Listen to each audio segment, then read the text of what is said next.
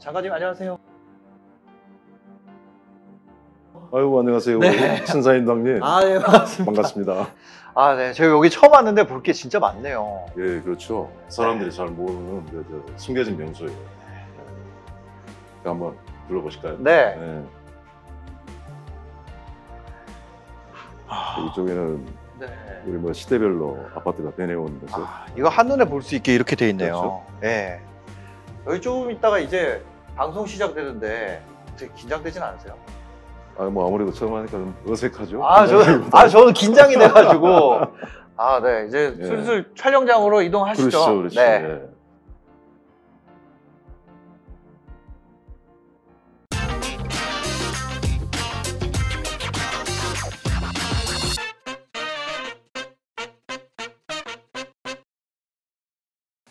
오늘은 이렇게 좀 뭐라고 사복을 입으신 것 같아요. 좀 그렇죠. 네. TV 나오실 때는 보통 이제 정장 입고 나오시는데 아무래도 좀 이런 편한 자리에는 또 편한 복장으로. 뭐 저도 좀 어색하네요. 그래서 다시 양복만 입다가 이렇게 하니까 뭐 그래도 좀 편한 면도 있고. 네. 뭐 괜찮은 것 같습니다. 잘 어울리시는 것 같아요. 그리고 터틀넥이 확실히. 네. 오늘 어떤 분들이랑 같이 하는지 한번. 그러시죠. 네. 예. 네. 안녕하세요. 안녕하세요. 유튜버 데콘 안녕하세요. 커플입니다. 반갑습니다. 네, 반갑습니다. 어서 오십시오. 안녕하세요. 어서 오십시오. 안녕하세요.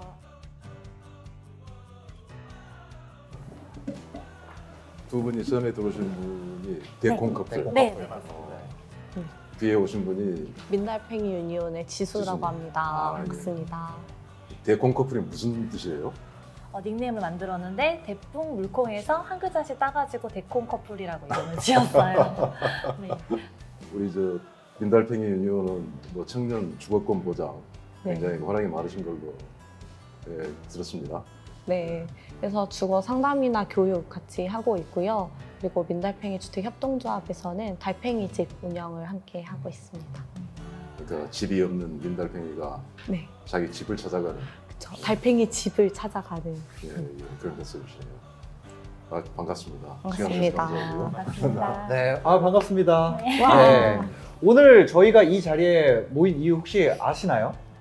네. 저희가 신혼부부와 청년 대표해 주시는 분들을 모시고 부동산 공급 대책을 통한 주거 안정에 대해서 오늘 얘기를 해볼 텐데 답변은요. 국토교통부 장관이신 노영욱 장관님께서 직접 해드릴 겁니다. 네. 예, 반갑습니다. 와. 우리 국민한테 주택이라는 게 참 많은 의미를 입하고 있는 것 같아요. 내가 하루에 많은 시간을 보내는 삶의 터전이면서 또 자기 재산의 70~80%를 또 이렇게 부동산들을 보유하고 계시고 또 요즘 또 우리 젊은 분들께서는 이 집 문제를 또 공정의 문제로 바라보시는 그런 측면도 있는 것 같고 정말 중요한 문제이고 궁금해하시는 것도 많은 것 같아요. 그래서 저희한테 들어오는 질문이나 어떤 유튜브나 SNS, 이메일 등 통해서 질문들이 많이 들어오는데 좀 거기에 대해서 좀 편하게 좀 설명을 해드렸으면 어떨까 싶습니다. 네, 저희가 10월 28일부터 11월 7일까지 홈페이지나 유튜브 커뮤니티를 통해서 국민들로부터 많은 질문을 받았는데요. 이 질문들 중심으로 본격적인 이야기를 한번 나눠보도록 하겠습니다. 우선 국토교통부 하면 부동산 하면은 또 국토교통부잖아요. 그 중에서도 장관님 앞에서 이런 말씀드리기 좀 그렇습니다만 집값에 대한 관심 또 걱정도 뜨거운데 집값이 오른다는 분들도 저는 채널을 운영하다 보면요. 저희 인터뷰 채널을 운영하거든요. 네. 근데 오른다는 패널 분들도 있고 또 내린다는 분들도 있어요. 그래서 장관님께서는 어떻게 보시는지 현재 시장 상황, 주택 상황에 대해서 한번 여쭤보고 싶거든요. 예, 그동안에 많은 노력을 했습니다만 결과적으로 집값이 많이 올라가고 또 올라간 집값 때문에 또 성적인 박탈감을 느끼시는 분도 많은 것 같고요. 그래서 국토부 장관으로서는 항상 제가 송구하다는 그런 마음을 이렇게 가지고 있습니다. 최근에 이제 앞으로 시장이 어떻게 될 거냐에 대해서 좀 이렇게 서로 엇갈리는 견해가 많아서 국민들 여러분께서도 이제 좀 혼란스러울 수가 있을 것 같아요. 근데 이제 최근에 그 상황을 보면은 그 여러 가지 측면에서 이 객관적인 지표가 보여주는 모습이 집값이 그동안의 상승세에서 벗어나서 어떤 안정세로 들어가는 그 길목에 있지 않냐 뭐 이런 판단을 합니다. 여기를 보시면은 그 최근에 그 집값의 그 가격 추이를 나타내주는 표인데요. 여기를 보시면은 그 집값이 추석 연휴 전후를 그 기점으로 해서 서울의 아파트 같은 경우는 11주째 계속 이렇게 둔화되는 모습을 보여주고 있고요. 수도권 전체로 놓고 봐도 한 8주, 9주째 떨어지는 그런 모습을 좀 보여주고 있습니다. 그다음에 이게 이제 민간의 그 KB에서 그 발표하고 있는 주택 매수 우위 지수라고 하는 통계인데요. 이게 뭐냐면은 100이면 팔려는 사람과 살려는 사람이 같다는 얘기입니다. 네. 이 수치가 떨어지면은 팔려는 사람이 더 많다는 얘기죠.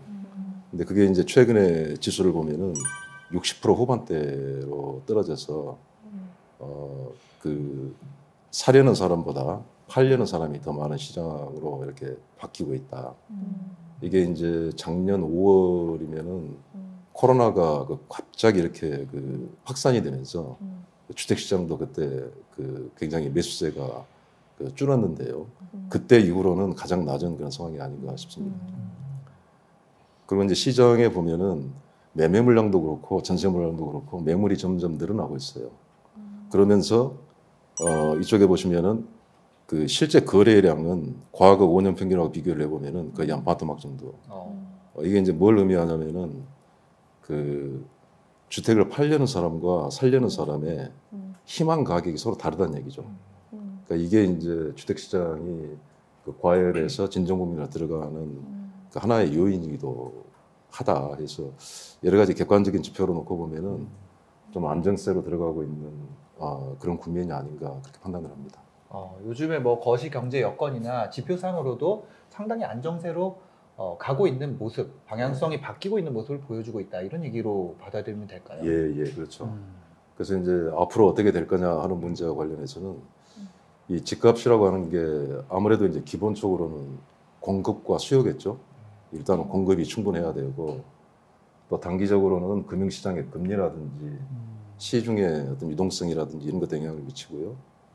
아주 또 장기적으로 보면은 인구 구조의 변화, 뭐 가구 구조의 변화 이런 데 영향을 받을 것 같은데 그 보시면은 이 공급 문제에 있어서는 향후 10년 동안 공급이 어떻게 이루어질까 저희가 이제 전망을 해봤어요. 네. 정부가 추진하고 있는 대책에 민간에서 공급하는 물량을 이렇게 합해보면 앞으로 10년 동안은 연평균으로 전국적으로 한 56만 호, 그 다음에 수도권으로 보면은 한 31만 호, 서울로 좁혀보면 한 10만 7천 호 정도 그런 정도가 10년 평균 매년 그렇게 공급이 된다는 얘기인데 그 수도권에 31만 호라고 하면은 잘 감이 안 오실 텐데 일기 신도시 있잖아요. 우리가 분당, 일산, 평촌 뭐 이런 거 5개 일기 신도시를 다 합쳐서 공급한 물량이 30만 호예요. 그 얘기는 뭐냐? 앞으로 매년 일기 신도시 그 5개에 해당하는 물량이 계속 공급이 된다. 그러니까 장기적으로 공급의 기본 체력은 굉장히 튼튼하다. 그 한 말씀을 드리고요. 그 다음에 뭐 뉴스를 통해서 보셨겠지만은 최근에 그 코로나를 겪으면서 이 가계 대출이 굉장히 많이 늘어나서 총량 관리를 시작을 했죠. 그래서 이제 자기가 갚을 수 있을 만큼 능력 범위 내에서 대출을 해준다. 이게 이제 DSR 제도인데 그 자기가 1년 동안 벌어들이는 소득 대비해서 은행에서 빌린 돈의 원금과 이자를 합쳐서 40%를 넘지 못하게 한다 하는 게 DSR 40% 규제예요. 그래서 그 상당히 그 가계 부채도 타이트하게 이렇게 그 관리가 되고 있는 상황이고, 그다음에 이제 최근에 그 8월에 그 통화 당국이 금리를 0.25% 올렸습니다만은 인플레이션에 대한 압박, 우리도 이제 물가가 그 최근에 이제 많이 오르는 추세고, 미국이나 이런 데도 코로나를 겪으면서 워낙에 이제 유동성이 많이 풀려서 이게 이제 그 나중에 경제에 부담을 줄 수 있다 해서 우리나라뿐만이 아니라 전 세계적으로 어떤 그 금리의 인상이라든지 어떤 유동성의 회수, 뭐 테이퍼링이라고 하죠. 뭐 그런 것들이 좀 전망이 되고 있어서 이런 어떤 공급의 측면에서 보나 어떤 그 금융시장의 측면에서 보나 이 중장기적으로 보면은 그 가격은 그 하향 조정될 수밖에 없다. 저는 이제 그렇게 보고 있습니다. 네. 앞으로 이제 집값이 하향 안정화된다고 한다면 아무래도 신혼부부 입장에서도 집을 장만하는 시점에 대해서 좀 고민이 많을 것 같아요. 왜냐면 집값이 내려갈 것이라고 하면 내가 집을 장만하지 않는 게 낫나? 이런 고민도 있을 수 있을 것 같고. 네. 그래서 그런 부분에서 봤을 때 신혼부부 입장에서 좀 궁금한 것이 있으면 잠깐 이렇게 질문해 주시면 지금 뭐 답변이 있을 것 같아요. 아무래도 집을 사려는 사람이랑 팔려는 사람들의 눈높이 차이가 좀 있을 것 같긴 한데 저희 같은 신혼부부 같은 경우에는 언제쯤 내 집 마련을 하는 게 좋을지 혹시 예, 제가 방금 말씀드렸습니다만 최근 이렇게 안정세로 전환되고 있는 그 추세이고 네. 앞으로 당분간 좀 거시 여건이나 공급 여건을 봐도 네. 좀 이렇게 안정 쪽에 그 지표를 많이 보여주고 있어요. 네. 그래서 조금 주택을 서둘러서 이렇게 구입하는 거는 참 좀 권하고 싶지가 않습니다.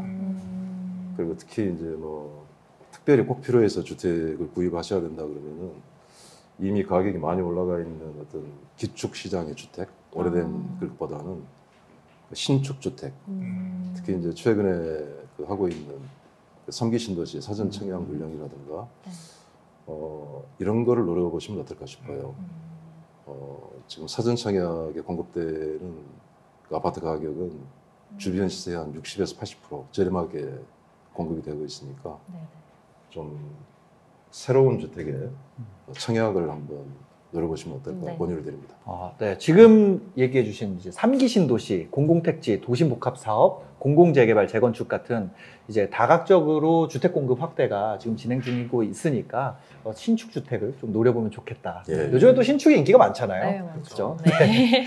3기 신도시나 이제 3080 플러스 공급 대책 이거는 저희가 한 번쯤은 들어봤던 것 같은데 사실 이게 공급 대책이 워낙 광범위하고 다양하다 보니까 전부 이해하기가 쉽지 않을 것 같아요. 그렇죠. 이번 기회에 조금 이해할 수 있도록 네. 설명을 해주시면 좋을 것 같은데. 너무 복잡해 보이는데 이번 정부 들어와서 주택 공급과 관련해서 낸 대책들을 다 합치면은 한 205만 호 정도의 공급 계획입니다. 이게 이제 아까 1기 신도시가 전부 합쳐서 30만 호라고 네네. 했으니까 한 7개 정도에 해당되는 그 물량이죠. 그러니까 과거에 주택을 공급을 많이 했던 게 이제 노태우 대통령 시절에 그때 주택 200만 호를 추진했었는데 그것보다는 많은 물량이죠. 진짜. 그리고 이제 뭐 복잡하게 대책이 나와 있습니다만은 좀 대표적으로 알기 쉽게 말씀드리면은 그 3기 신도시, 그 다음에 올해 2월 4일에 발표했던 3080, 그 두 가지로 보시면은 이 3기 신도시는 뭐냐면은 서울 외곽의 수도권에 어떤 대규모 택지를 개발을 해서 신도시 형태로 만드는 그런 사업을 얘기를 하고요. 요즘은 또 이제 주택에 대한 수요가 도심에 가까운 곳에 직접 근접하는 수요가 많잖아요. 네. 그래서 도심에 있는 주택을 그 재개발을 한다거나 도심에 주택을 공급하는 게 골자로 하는 게 바로 3080 플러스 대책입니다. 그래서 이 두 가지 그다음에 기타 이제 비슷한 대책들을 합치면은 한 205만 원 되는데요. 지금 추진하고 있는 이 공급 대책이 속도 면에서 과거에 그 보면은 시간이 굉장히 많이 걸립니다. 그 토지를 매수를 해야 되고 그러다 보면은 원래 그 가지고 계신 분들의 어떤 이해관계 조정이라든가 이런 게 시간이 많이 걸리고요. 또 그 다음에 집을 지으려면은 그 토지의 용도가 바뀌어야 됩니다. 용적률이라든지 그럼 이게 뭐 저 주택을 지을 수 있는 그 용도로 바꿔야 되고. 근데 이제 여기에 대한 인허가권은 지방자치단체가 다 가지고 있죠. 그래서 지자체와 협의하는 그런 과정이라든지 이런 것들이 이제 집을 짓는데 시간이 많이 걸리는 거예요. 그 서울에 있는 그 재개발 재건축 같은 경우에 보면은 성공한 케이스를 평균을 내보니까 전체 기간이 한 13년 걸립니다. 건축 자체를 하는 거는 3년인데 한 10년 정도가 그런 어떤 그 이해관계 조정, 행정 절차 이런 게 소요가 되는 거죠. 이런 걸 좀 대폭 단축시켜보자. 그 하는 게 좀 특징입니다. 그 이사 대책에서 그 소위 민간 재개발로 하면은 전체가 13년이 걸리는데 지구 지정할 때까지 한 5년이 걸리거든요. 네. 근데 대책 발표하고 지금 9개월 만에 이게 지구 지정이 지금 되고 있거든요.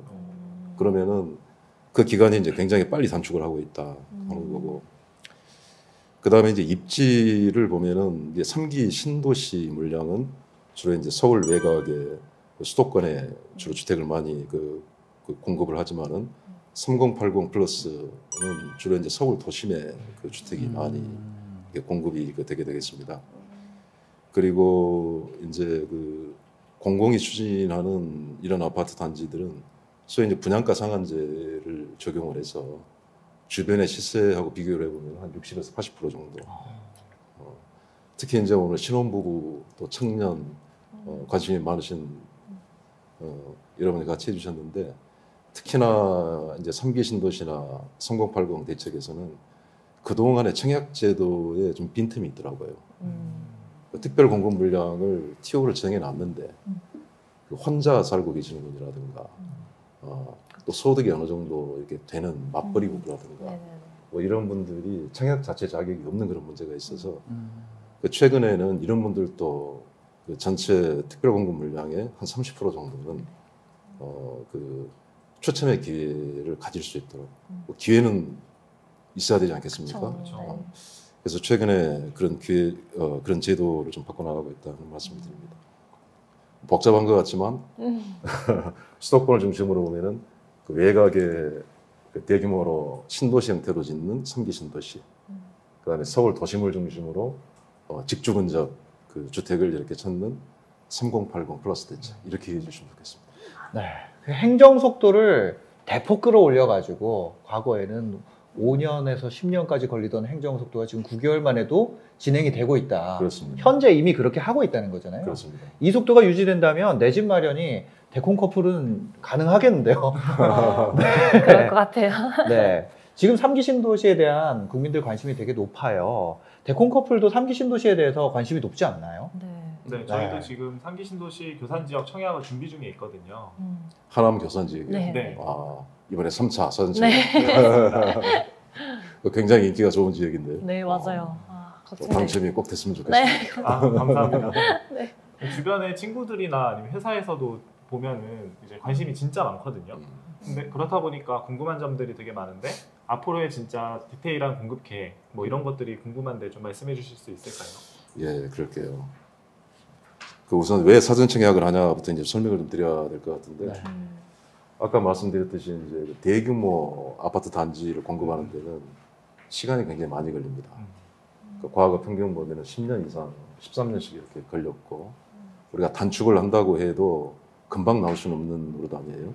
행정 절차를 대폭 단축을 해도 또 이제 그 건축하는 시간이 있고 하다 보니까 그러니까 사실은 주택의 공급의 문제는 굉장히 중기적인 그런 과제입니다. 근데 이제 과거에 아까 총량으로 보면은 앞으로 매년 신도시가 하나씩 수도권에 하는 것처럼 총량은 많은데 시기적인 미스매치가 좀 있어요. 또 특히 이제 그 집값이 오른다 하면은 불안하니까 먼저 사고 싶은 이런 심리가 있잖아요. 소위 이제 요즘 영끌 매수했던 그런 현상이었던 것 같은데 그래서 그 내 집을 확정하는 시기를 좀 이렇게 땡기는 겁니다. 원래는 이렇게 청약을 할 수 있는 시점이 공사가 착공되는 시점이었는데 그거를 앞당겼어요 이번에는. 그래서 그 단지에 대한 그러니까 청약을 할 수 있는 기본 설계가 나오고 지구가 확정이 되고 하면은 그 사전 청약을 미리 한다 해서 그 기간을 한 2, 3년 땡기면 장기적으로 봐서 수급에도 영향이 없고 당장에 올해하고 내년에 스트레스 구간에도 대응할 수 있고 이제 그런 측면 때문에 이제 사전 청약을 저희가 하는 곳인데요. 토지주택공사에서 이제 그 택지를 개발을 하면 그 LH에서 직접 거기에 임대주택이나 그 직접 이렇게 짓는 주택이 크게 봐서 한 60% 정도 되고 그다음에 민간 건설사가 매입을 해서 짓는 게 한 40% 정도 되는데 일단 그 LH가 관리하는 공공주택 중에서 사전 청약을 할 수 있는 걸 따져보니까 올해하고 내년 사이에 한 6만 2천 호 정도 물량이 나와요. 그래서 지금 시작하고 있는 올해 한 32,000호, 또 내년 상반기 중심으로 내년에 한 3만 호 이렇게 하는데 그 민간에서 그 공공택지를 이용해서 하는 그런 사업도 사전 청약을 한번 해보지 않겠느냐. 그래서 이제 민간 건설사하고 협의를 해보니까 그쪽에서 많은 물량이 나왔어요. 그다음에 도심에 하는 그 3080 그 부분에서도 사전 청약을 할 수 있는 부분이 나오고 여기에서 10만 7천 호 정도가 추가가 됩니다. 그래서 올해하고 내년 중심으로 사전 청약을 할 수 있는 물량이 전부 합하면 여기 16만 9천 호 정도. 그 빨리 주인을 찾아드리는 물량인데 네. 감이 잘 안 오시죠? 네. 16만 9천 호 하면은 분당하고 판교하고 동탄에 공급한 물량 전체하고 맞먹는 그런 규모입니다. 충분히 그 네. 공급하는 차원의 물량은 준비되어 있다. 사전 청약 홈페이지에 방문한 인원이 2천만 명이 넘었다고 그러더라고요. 예, 그렇습니다. 정말 히트 상품이죠.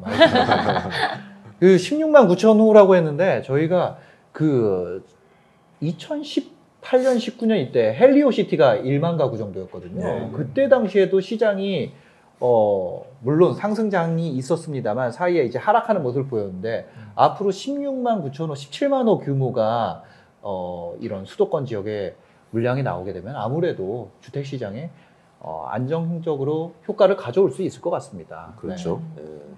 그러니까 이제 공급을 할 때도 전국을 통틀어서 총 물량이 얼마다 이것도 중요하지만 그 수요가 있는 곳에 집이 지어져야 될 것 같아요.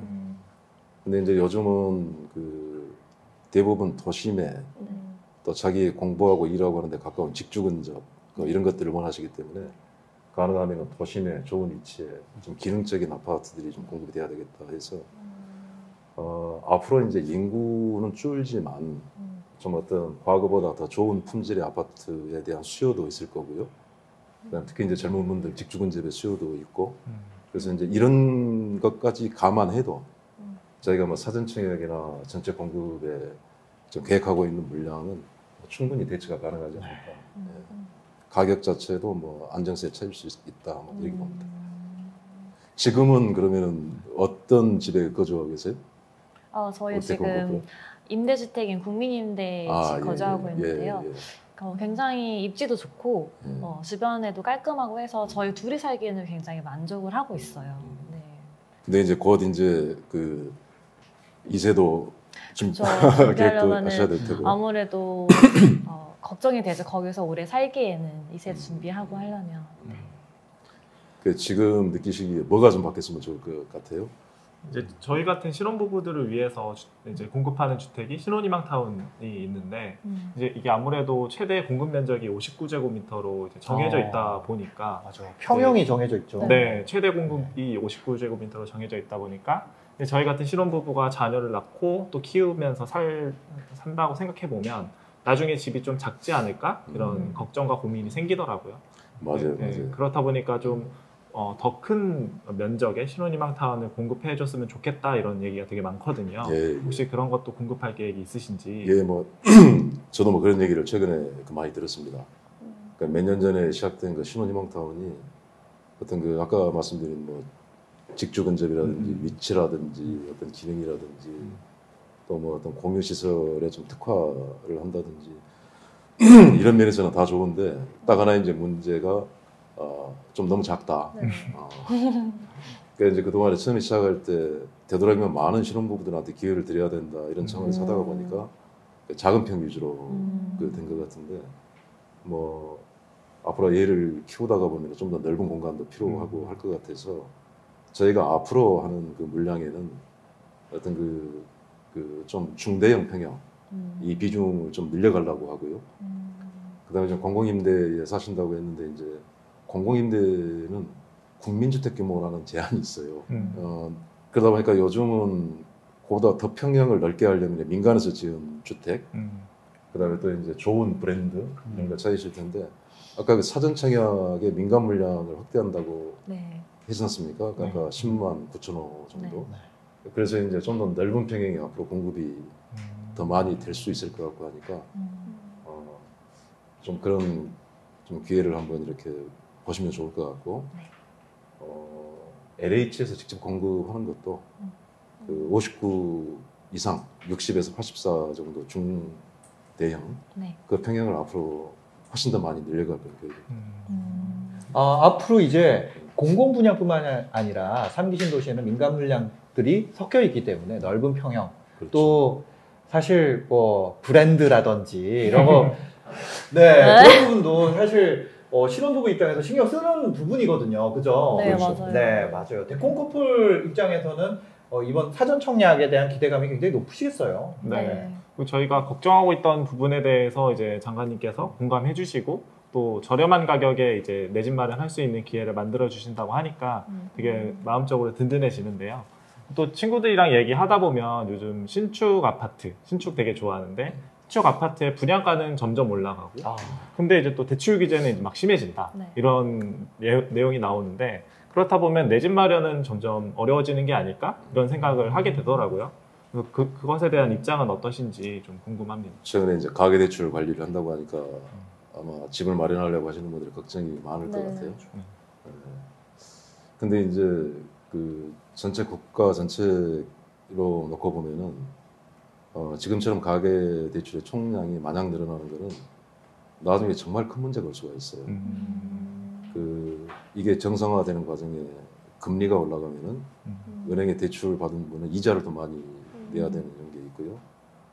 경제 전체적으로 이제 인플레이션 문제가 오고 해서 좀 이게 견딜 수가 없어요. 네. 그러다 보니까 이제 뭐 잘 아시겠지만 과거 역사를 봐도 이 전체 통화량이나 대출 물량이 늘어나면은 언젠가는 정상화 과정을 밟아갈 수밖에 없는 그런 상황이고 우리도 이제 최근에 가계대출 총량이 너무 많이 늘었습니다. 특히 이제 코로나를 겪으면서 시중에 돈도 많이 풀리고 그래서 전체적으로 총량을 관리할 수밖에 없는데 방금 이제 걱정하신 대로 정말 실수요자 내 집 마련이나 전세대출이나 이런 쪽에 영향을 미치면 안 될 거 아니겠어요? 그래서 좀 그런 부분에 대한 보완 대책은 같이 가고 있다. 그래서 이번에 아까 말씀드린 DSR 그 전체 규모의 그 전세대출은 제외된 걸로 그 되어 있고요. 그다음에 그 뭐 중도금이나 잔금을 이렇게 지급을 해야 입주를 하실 수 있을 텐데 그런 어떤 집단 대출에 관련된 그런 부분도 이번에는 그 제외가 돼 있다. 그다음에 뭐 리츠나 모기지 이런 그 정책 그 금융에 관련된 그런 부분도 이번에는 좀 이렇게 예외적으로 그 관리를 그 하고 있기 때문에 정말 꼭 필요한 분들이 그 대출이 아예 기회가 없어지는 그런 문제는 없을 것이다. 네, 그 말씀드립니다. 네, 저도 이제 전문가분들이 나오셔서 얘기하는 걸 들어보면 그런 얘기를 하시더라고요. 이 금리 인상이나 디레버리징 이 국면은 지금 전 세계적인 현상이기 때문에 우리나라만 대출을 확대하는 정책을 한다는 건 말이 안 된다. 그런 말씀을 하시더라고요. 그리고 이게 가계부채가 또 경제 위기로 이어질 수 있는 만큼 부채 관리는 지금 필요한 국면이 확실하다. 이런 이야기도 많이 듣거든요. 그렇죠. 뭐 쉽게 얘기하면은 다른 나라들은 금리를 다 올리는데 우리만 낮게 유지를 한다. 그러면은 돈이라고 하는 데는 그 이득이 많이 나는 곳으로 가게 돼 있잖아요. 그러니까 우리 국내에 들어와 있던 모든 자금이 해외로 다 빠져나갈 겁니다. 그래서 어느 정도 국제적인 수준과 이 동조를 맞출 수밖에 없는 그런 부분들이 있고요. 네, 그렇습니다. 가계부채 관리는 정말 고난도 과제죠. 이 또한 잘 준비해 주시리라 믿고 기다려 봐야겠습니다. 지수 위원장님께서는 또 질문이 있으시다고. 네, 아무래도 저 또한 이제 민달팽이 유니온이라는 청년 주거 단체에서 활동을 하다 보니까 주거 문제를 겪고 있는 되게 많은 청년들을 만나게 돼요. 그러면서 이제 저희들이 이제 했던 얘기는 타워 팰리스보다 비싼 고시원이라든가 아니면은 이제 원룸 관리비는 아무도 모르지만 내야 되는 그런 것들을 이제 들여다보는데 가계부채 이야기를 주시는 것들을 보면서 앞으로 지역구에 살고 있는 청년들도 더 좋은 주거에서 거주할 수 있도록 다방면으로 청년주거 정책들이 좀 펼쳐지면 좋겠다 하는 생각을 좀 하게 됐습니다. 우리 민달팽이 유니온이 이제 청년의 주거권 보장 차원에서 참 의미 있는 일들을 참 많이 하고 계신다고 해서 좀 경의를 좀 표하고요. 저도 하여튼 제일 가슴 아픈 부분이 그 청년의 주거 문제입니다. 어떤 미래를 설계하고 희망찬 걸로 가득 차야 되는데 당장에 내가 번 소득의 대부분을 또 집세로 내야 되고 앞으로 또 내 집 마련은 또 요원하다 해서 박탈감에 또 빠질 수도 있고 해서 하여튼 청년의 주거 문제만큼은 꼭 한번 제가 풀고 싶은 그런 과제인데요. 그 보면은 방금 언급해 주셨지만 소위 지옥고라고 그러죠. 그 지하 옥탑방 고시관. 되게 아주 힘든 그 상황에 처해 있는 이런 분들부터 또 이렇게 내 집 마련을 원하는 뭐 신혼부부의 일까지 같은 청년 중에도 좀 상황이 좀 많이 다른 것 같아요. 그래서 정부가 이제 하고 있는 거는 그 단계별로 좀 촘촘한 주거 사다리망을 좀 구축을 하자. 그래서 이제 가장 어려운 분들, 그러니까 소위 그 지옥고에 계시고 어떤 자기 소득의 상당 부분을 이렇게 집세로 내야 되고 하는 분들한테는 좀 직접적인 현금 지원이 필요하겠다. 그래서 이제 가장 힘든 분, 소위 이제 주거급여라고 하죠. 네. 이게 이제 중위소득이 한 45%, 내년부터는 46%로 조금 이제 확대는 됩니다만은 이분들한테는 내가 자기가 공부나 일 때문에 부모님하고 떨어져 따로 나와서 이렇게 사는 분들한테도 주거급여를 이제 별도로 지급을 해주는 거를 올해 이제 시작을 했고요. 특히 이제 최근에 코로나 때문에 너무 이제 힘든 그 상황에 이제 우리가 위드 코로나로 하다가 보면 그동안은 이제 부모님하고 같이 그 계시던 분들도 자기 공부하는 곳이나 일자리 찾아서 또 가야 되잖아요. 혼자 거주하는 또 월세 부담이 늘어날 거고. 그래서 이제 그 범위를 좀 확대를 해가지고 중위소득 한 60% 정도까지는 좀 1년 동안 한시적으로 월세를 좀 지원해드리자. 청년 월세 한시 지원사. 이제 그 다음에는 그 좀 이제 저렴한 그 임대주택을 좀 공급을 해야 될 필요가 있다 해서 지금 청년용으로 저희가 생각을 하고 있는 게 매년 10만 호 정도 공공임대주택이 지금 공급이 되고 있습니다. 그러니까 충분한 공공임대의 물량 공급, 또 거기에 들어가는 어떤 금융 지원 이런 것들이 있고, 또 이제 공공임대 말고 그 민간의 어떤 그 주택 중에 내가 그 살고 싶은 곳에 또 전세를 가고 싶다. 그러면은 이제 청년분들한테는 굉장히 이제 금리나 가용성 면에서 좀 우대를 적용하는 금융 상품들이 있어요. 그래서 그런 그 전월세 시장에 쉽게 들어갈 수 있게 도와드리는 게 있고, 또 이제 궁극적으로는 이제 내 집 마련을 해야 될 텐데, 아까 말씀드린 뭐 3기 신도시를 포함해서 전체 공급하는 물량 중에 이제 그 신혼부부, 청년을 대상으로 이렇게 특별 공급하는 물량이 있습니다. 네. 그 공급 물량을 늘려놓고 있고요. 네. 근데 이제 내 집을 마련하고 싶어도 목돈이 없죠. 이제 이런 거에서 지금 저희가 하고 있는 것 중에 공공자가주택이라는 게 있어요. 그러니까 처음부터 전체 집값을 다 안 내더라도 한 20% 정도를 처음에 내면 내가 소득이 계속 이렇게 유지가 된다면은 이게 적금 붙듯이 이렇게 분할해서 상환해가지고 이런 것도 있고요. 그다음에 이제 집값이 결국은 땅 문제 아니겠어요? 건축은 어디다 지어도 거의 비슷하겠죠. 결국은 이제 땅 문제인데 좀 생각을 바꿔서 어떤 그 땅과 집을 분리를 해보자. 그래서 소유권을 땅에 대한 소유권하고 분리해서 주택에 대한 소유권만 이렇게 그 인정을 한다면은 그 값이 대폭 나아질 수가 있죠. 그래서 이런 상품들도 지금 저희가 추진을 하고 있으니까 좀 그런 그 기회를 한번 이용을 해보셨으면 좋겠고요. 또 이제 그 위로도 이제 내가 지금 살고 있는 집에 더 좋은 지역에 좀 더 나은 주택으로 이렇게 계속 이렇게 주거성만 그 사다리 상향의 그런 욕구가 있으시기 때문에 좀 그런 부분들을 가장 어려운 계층부터 내 집 마련을 원하는 그런 분까지 촘촘하게 마음을 한번 구축해 볼 생각입니다. 아마 여기 뭐 정리된 자료가 있는데 말씀드린 대로 월세 지원, 어떤 이 공공 임대주택, 그다음에 이제 민간의 전세주택이 들어가는 데 금융 지원, 그다음에 내 집 마련 이런 것들이 나름대로는 그렇게 갖춰놓고 있다고 말씀드립니다. 아까 얘기해주신 그 공공이 땅을 갖고 있고 거기에 이제 건물을 지어서 임대료를 저렴하게 사는 그 주택 얘기를 해주셨는데 제가 그 집에 살고 있거든요. 아, 그래요? 그래서 저는 토지임대부 주택에 살고 있는데 정말 저렴하고 그리고 새로 지은 집이어서 저도 되게 제가 낼 수 있는 부담 가능한 주거비 수준에 비해 되게 좋은 주거 환경에서 거주를 하고 있어요. 그래서 이런 정책들이 더 많아져서 더 많은 청년들이 더 좋은 집에서 살아갈 수 있다면 너무 좋겠다 이런 생각을 좀 해봤습니다. 아, 예, 예, 예. 네.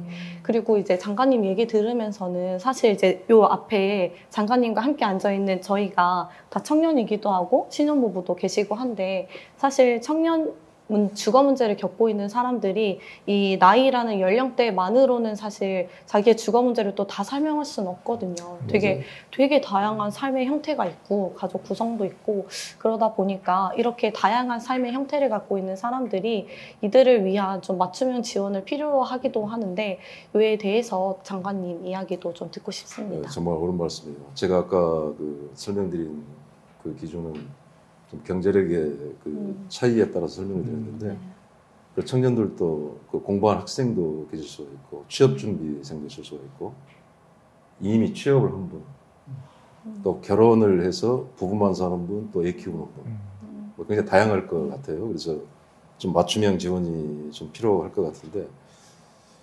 그래서 지금 저희가 그 좀 다양한 이 맞춤형 그 공급을 시도를 하고 있어요. 근데 기본적으로 이제 그 청년들의 주택 수요에 좀 맞추려면 좀 공통적인 사항은 뭐냐면은 일단 저 임대료가 좀 저렴해야 되겠다. 네.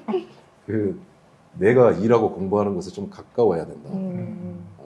그냥 싼 집값에 맞춰서 그냥 좀 먼 데서 하는 건 곤란하다. 그 다음에 좀 웬만한 그 생필품은 좀 이렇게 빌트인 돼 있으면 좋겠다. 그래서 이제 좀 그런 세 가지는 기본적으로 좀 이렇게 갖췄으면 하고요. 그러니까 뭐 그 공부하는 학생들 같은 경우에는 아무래도 이제 대학 인근에 기숙사 같은 형태로 그렇게 운영을 하는 게 좋을 것 같고요. 그러다 보면은 이제 그 대학교 인근에 있는 주택 중에 그 정부가 LH가 매입을 해가지고 그걸 다시 이제 임대를 해주는 그리고 기숙사처럼 이렇게 관리를 해주는 뭐 그런 상품이 있을 수가 있고요. 그 다음에 이제 이미 일자리를 가지고 계신 분, 그 같으면은 좀 이제 직주 근접에 아까 말씀 주신 그 쉐어하우스, 좀 주거비 부담도 좀 덜고, 좀 이렇게 외로운 것도 좀 덜고, 뭐 그렇게 그 할 수 있는 좀 일자리하고 연계된 그런 집이 필요할 것 같고요. 또 이제 그 내 일을 한번 창업을 해보고 싶다. 하는 분들한테는 좀 창업 특화. 그러니까 예를 들면 이제 그 판교 테크노밸리라든지 어떤 창업에 도움이 되는 시설이 그저 집적돼 있는 뭐 그런 곳에 그렇게 하는 것이라든가. 또 제가 가본 곳 중에는 영등포의 아츠스테이라고 거기는 이제 그 예술을 하시는 분들만 좀 특화해서 만든 뭐 그런 장소가 있는데 뭐 그런 거. 그다음에 이제 신혼부부들 같으면 아무래도 이제 육아 문제가 있으니까 그 아이 돌봄 서비스가 굉장히 그 필요할 것 같아요. 네. 예. 그래서 그 좀 이런 테마형 주택, 청년 주택의 양뿐만이 아니라 좀 그런 부분들을 같이 그 접근을 해야 된다 이렇게 생각을 합니다. 앞으로 좀 더 늘려가겠습니다. 네. 청년 쉐어하우스에 거주하고 계신 거죠? 네, 맞아요. 네. 그래서 저는 1층에 커뮤니티실이 있고 그리고 거기 이제 어떤 연희동 어떤 집에 301호에 사는데 거기 사는 식구들이랑 이제 거실 같이 나눠 쓰고 그리고 화장실도 둘이서 하나 나눠 쓰고 그러면서 이제 가끔 밥 같이 먹고 그리고 고양이 같이 키우거든요. 그래서 고양이 밥 주고 반려시키고. 네. 그게 좀 이렇게 반려동물 좋아하는 분들끼리 만나야 되겠네요. 네, 맞아요. 그래서 어떻게 뜻이 잘 맞아가지고 그렇게 함께 잘 살고 있습니다. 한번 놀러 오시죠. 예, 그렇게 어떻게 그 테마형 하우스 같은 데는 우리 민달팽이 유니온에서 좋은 의견을 많이 주실 수 있을 것 같아요. 그러니까 네. 좀 새로운 형태의 좀 다양한 그 서비스가 좀 공급될 수 있는 아이디어를 주시면은 저희가 어떤 현실화 시키도록 한번 해보겠습니다. 민달팽이 유니온은 그 컨설팅도 많이 하신다고 들었어요? 아무래도 주거 상담이랑 교육을 많이 하다 보니까 사례들이 많이 모이죠. 그러다 보면은 정책이 이제 디테일하게 더 나아지기 위한 이야기들을 할 때 저희가 좀 더 드릴 수 있는 얘기들이 많이 있기도 하고, 그러다 보니까 이제 테마형 매입임대주택이 정말 주거 문제를 겪고 있는 청년들에게 가닿을 수 있도록 그런 이제 구체적인 얘기들을 보탤 수 있다면 저희야 정말 너무 영광이고 너무 좋은 이야기들을 함께 해볼 수 있지 않을까 좀 기대를 해봅니다. 네, 청년들 같은 경우에는 아무래도 임대차 계약을 처음 하다 보니까 이런 전월세 계약에 있어서 사기를 당하는 경우도 있다고 아까 얘기를 해주셨는데, 그런 경우에도 지금 민달팽이 유니온에서 많은 컨설팅을 해주고 계신 거죠? 네, 아무래도 저희가 그 주거 교육을 할 때요, 집 구하기 A to G라는 교육을 해요. 그러니까 부동산 가기가 무서워요 하시는 분들 정말 많거든요. 첫 계약을 다들 생각해 보시면 생각보다 어렵습니다. 그래서 집 구할 때 공인중개사랑 어떻게 만나야 되는지, 그리고 집 볼 때 뭐부터 좀 봐야 되는지 그런 것들을 설명하는데, 그 과정에서 전세 사기 얘기를 안 할 수가 없어요. 네. 아무래도 점점 그 피해 규모도 너무 커지고 있고, 그러면서 이제 저희가 그런 사례자분들이랑 얘기하다 보면은 확실히 전세 규모가 커질수록 이 보증금을 보호해주기 위한 장치가 정말 많이 필요하다는 이야기들을 하게 되는데, 요거에 대한 장관님 생각을 좀 듣고 싶습니다. 우리를 좀 모두 화나게 하는 사람들이 있죠. 소위 나쁜 임대인, 수백 채 갭 투자해서 확보를 하고 또 이렇게 보증금 안 돌려주고 하는 이런 좀 나쁜 몇몇의 분들 때문에 그렇게 고통을 겪는 분들이 많은데, 저희가 지금 그런 사람들은 일단 명단을 좀 공개를 해서 아무래도 이제 그 성인이 돼서 내 집을 구하고 이렇게 하다가 보면 스스로 내 자신을 보호하는 그런 지혜도 필요할 것 같아요. 뭐 간단하게 그 요새는 그 정부 24, 그 이제 온라인으로 들어가면은 등기부 등본을 뗄 수가 있습니다. 과거에 이제 법원 등기사무소 가야 뗄 수가 있었는데 지금 온라인상으로도 이렇게 열람이 가능하니까 그걸 떼 보면은 이게 뭐 어느 금융기관에 저당이 잡혀 있는지, 이게 만약에 그걸 빼고도 내 보증금이 이렇게 반환받을 수 있는 건지, 그런 기본적인 확인은 기본이라고 봐요. 그래서 그걸 한번 확인해 보시기를 권하고요. 그 다음에 계약을 할 때 그 공인중개사한테 그걸 요구하셔야 됩니다. 맞아요. 법에 따라서 공인중개사는 그 집의 상태, 권리관계를 성실하게 설명할 의무가 있어요. 맞습니다. 맞아요. 그래서 그거를 반드시 요구하셔서 그 확인을 해보시고요. 그 다음에 이제 정말 확실하게 내가 좀 보장을 하고 싶다 그러면은 전세보증보험이라는 게 있어요. 허그에서 하고 있는 건데, 이걸 하면 이제 내 보증금은 전부 허그에서 보증을 해주게 되니까. 근데 특히 이제 청년분들한테는 그 보증료를 절반 이하로 낮춰 드리고 있습니다.